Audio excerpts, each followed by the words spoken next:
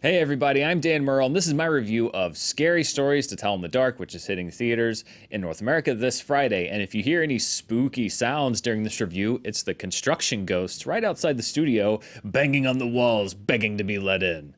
Not really, but there's definitely construction happening, so pardon their dust.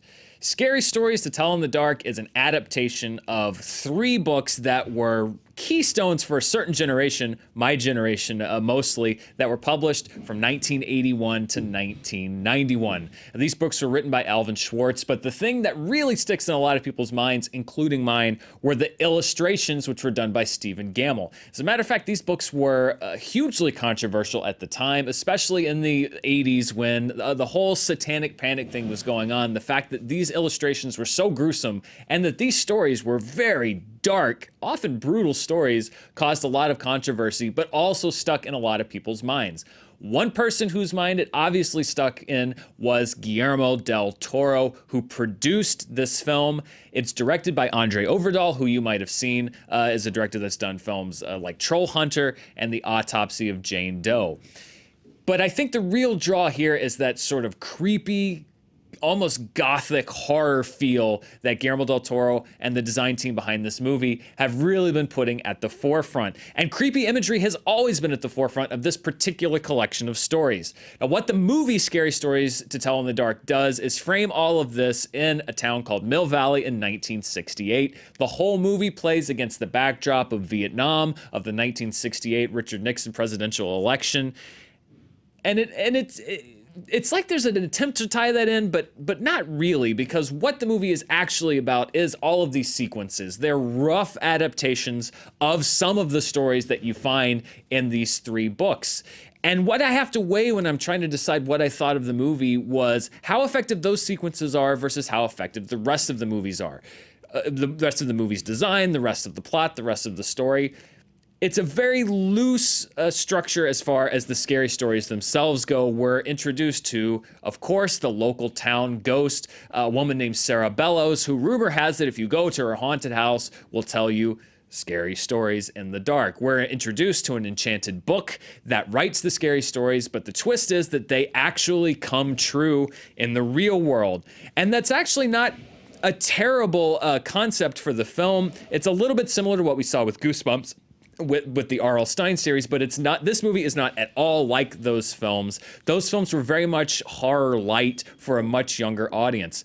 And there's been a lot of hype about this movie that it's intended to introduce the horror genre to a young audience. But I would caution severely that this movie is not for kids. Even though it is a PG-13 rating, this is a straight-up horror movie. There are no bumpers on the gutters like you would find in a bowling alley for kids. This is a straight-up horror movie. As a matter of fact, there was a dad who had brought a couple of kids at the screening that I went to last night that were probably about 10 years old. They left because I think the movie was even too intense for them. So this movie is definitely not for young kids. And I think even as you get into the 10, 11, or 12 age range, you really are going to have to judge it by, if you're taking your kids, by how affected they are by horror movies, because this is not horror light. This is a horror movie aimed at a teen audience.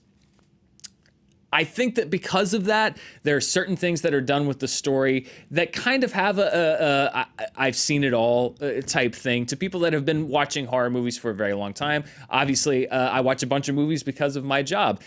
I like the novelty of the idea of this book of mythological stories that come true as they're being written, but it was grafted onto a story that's been done in a lot of horror franchises before in so many different ways. The idea of a vengeful spirit out for revenge against the living, and a group of young people who are out to clear the spirit's name and stop the curse. There's not much original in that concept. So there's that, which I didn't really like that much, versus some genuinely creepy imagery, some creepy sequences, some great design work capitalizing on all of that artwork that really stuck this horror series in so many people's brains, including mine when they were kids, and introducing that to a new generation. And it really is weighing those two things against each other and deciding which one wins out. Because there are some legitimately creepy moments, some things that you will think about. There are some great monster and creature designs. There's a scarecrow. There's, of course, the big smiling lady that has been a big part of the marketing for this. There's some creepy body horror. There are a lot of genuinely effective horror sequences inside this movie. But ultimately, for me, despite some masterful creepy touches, there's just not quite enough actual scary for me to justify the tired story. That's not going to be the case for everybody. This has been a recurring thing for me with horror films is I love a good scare, but for me, there has to be a little bit extra there for me. And honestly, if the movie had sustained the number of creepy sequences throughout the film, I probably would have recommended it. And I'm very borderline on it as it stands because there really is some good stuff there, particularly for horror fans. However, I felt like the last half hour really dove headfirst into just a very conventional type of horror ending. All of the innovation that had been done in the sequences before that, I thought really just weren't there in the last 30 minutes or so of the movie. And I think that was the thing that tipped me over to saying it's not quite a movie that I would recommend. However, I will caveat that with the fact that there are definitely some effective and creepy sequences.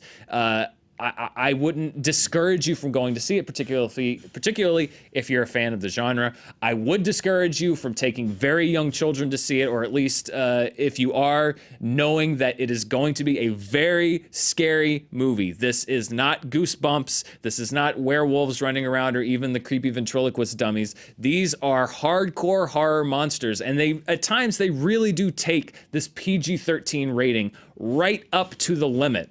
So know that going in. And even though it's not quite enough for me to recommend, I do think that there are a lot of horror fans out there and a lot of Guillermo del Toro fans out there that are really going to dig the aesthetics of this movie and may very well have a good time. So that's my review of Scary Stories to Tell in the Dark. Did you see it? What did you think? Should this movie have come out on Halloween? I kind of think it should have, especially considering that we're in the midst of the summer movie season and there's so many other movies that are coming out this week. Was it enough to stand out from the pack for you? Let me know down in the comments below as always. And please stay tuned here to Fandom Entertainment. We'll be covering the latest movie news. We'll be doing reviews and everything else all throughout the year. Try to stay safe. I'm going to run from the construction ghosts and we'll see you next time.